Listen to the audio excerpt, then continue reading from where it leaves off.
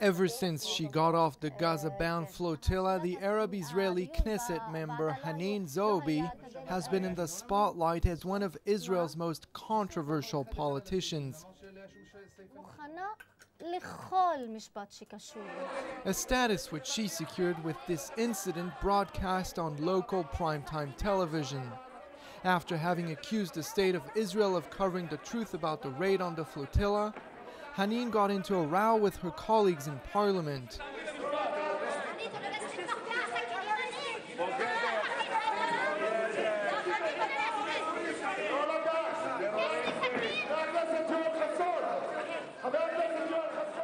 An unprecedented fight in the institution's history, which quickly turned Haneen from a virtually unknown politician into one of the major voices of the Arab citizens of Israel.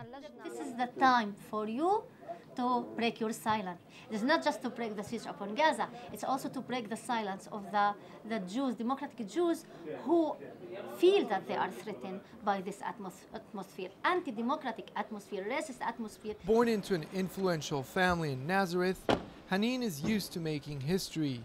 She was the very first woman ever to represent an Arab party in the Israeli parliament.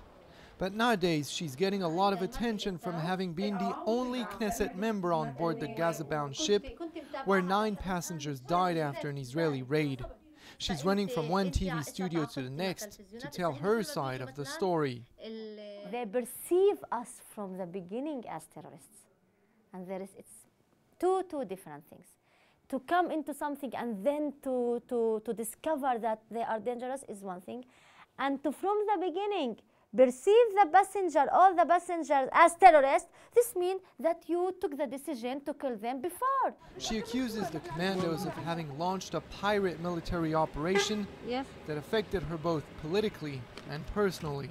I feel I am responsible to carry this message, not because I think freedom and struggling against siege and oppression is my duty, and that freedom is the most precious value in the world, but because I know them personally. I knew these people. Back at her Nazareth offices, Haneen is now awaiting a Knesset decision following her much publicized speech. I was not afraid at all. Its members will convene in the coming days to decide whether or not to revoke her parliamentary rights.